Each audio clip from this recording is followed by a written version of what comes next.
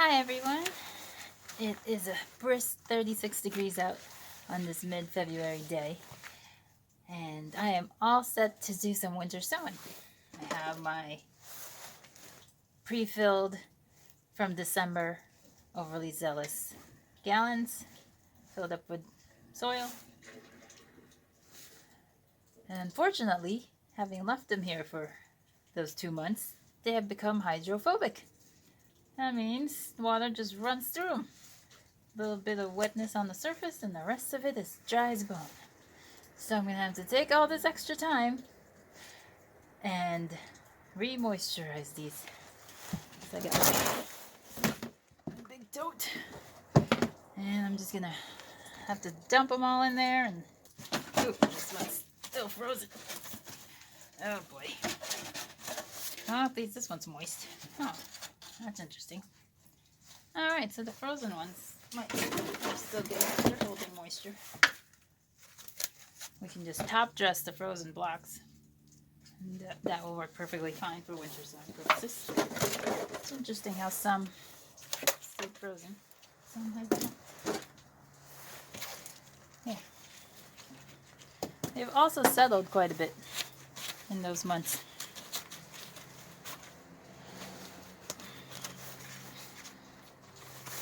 Alright, so I've got some gallons of warm water.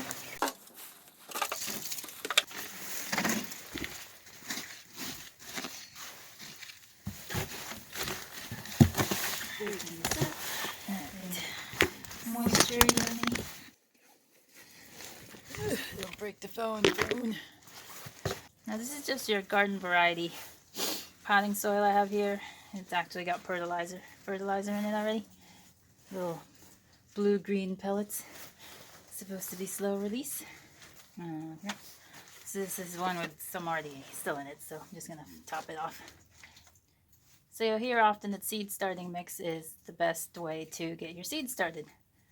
And I found a couple of YouTubers that I follow that actually said put, a top layer of seed starting mix on top, so then the seeds have a nice happy medium to start off in, and that's what I'm gonna do. I like that idea. So the majority of the pot will be regular potting soil, rough, twiggy, all that. But then I'll put, a half inch, an inch maybe, not that much, of just my coconut coir, which is what I prefer. I'll mix in some vermiculite to hold in the moisture, and that way my seeds will have a nice comfortable bed to wake up in.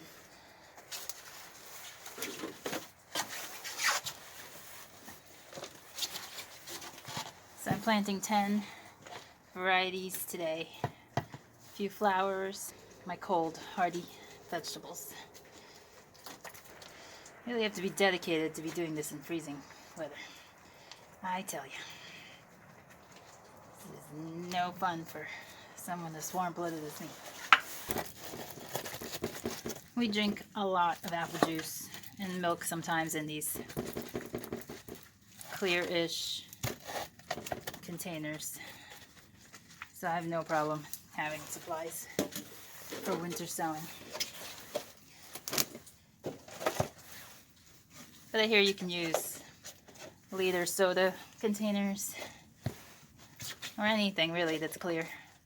Make sure your recycle tag, the number inside that triangle, is 2, 4, or 5. Those are your safe plastics. This being only spring crops mainly, I'm not too worried about the amount of sun exposure they'll be receiving. Alright, I have 1, 2, 3, 4, 5, 6, 7, 8, 9. I need one more. So in December, I got my children to help me. I realized my husband has the, soldering gun. So I was able to make circle holes instead of just the slits that I make if I use scissors, which is perfectly fine also. But I like the idea that these holes are big enough for like worms and other beneficial bugs to get in. I am short on vermiculite, so I'm going to go get some of that.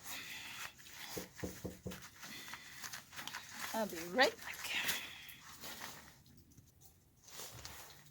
Alright, I've got my vermiculite ready to go. Now instead of incorporating into the seedless mix, I'm just going to layer it on top. We'll see how that goes. Alright, today I've got quite a bit I'm going to be doing. I've got lettuce. I've got two kinds of lacinato kale. One is just lacinato dinosaur and the other one is rainbow lacinato. Got baby bok choy, pak choy, two kinds of spinach, the Bloomsdale and the Malabar, and a rainbow chard. And then my other category is stinging nettle.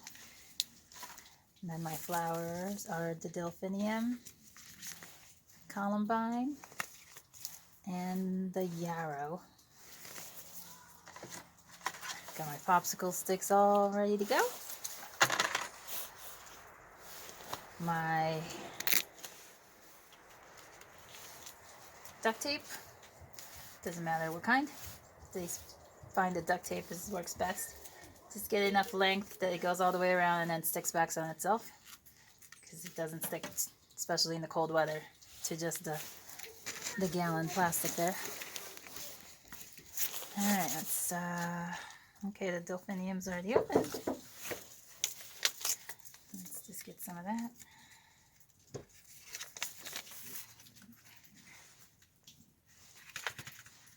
Come on, stubborn seed.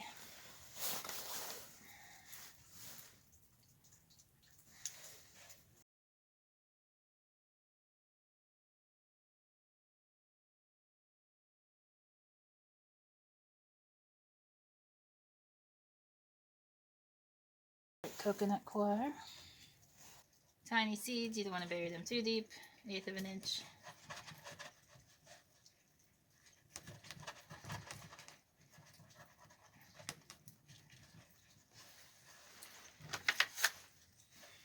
And then that's one. And I have 9 more to go. I'll do the rest by myself. And then oh, let me close this up for you.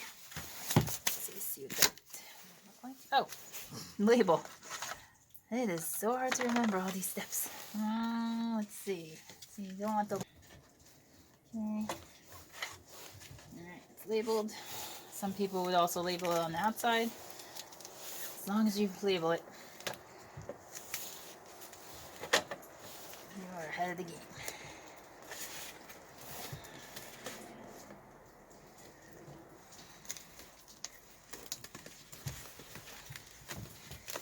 Alright.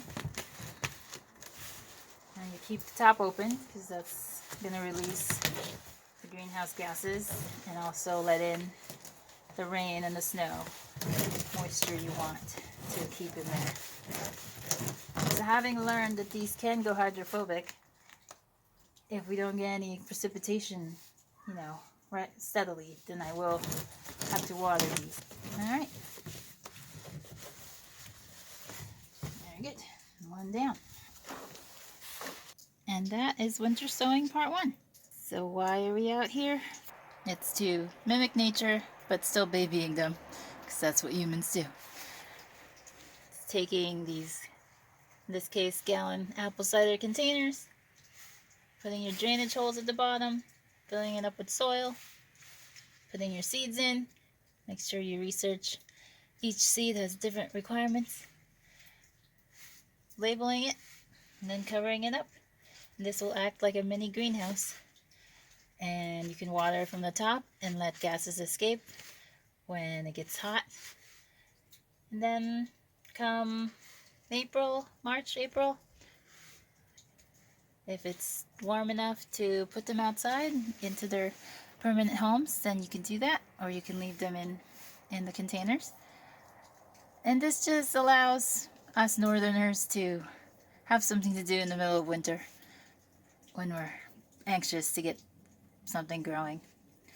Alright, I'm going back inside. I'm exhausted. Gardening, farming, it's not for the faint of heart. Alright, talk to y'all later.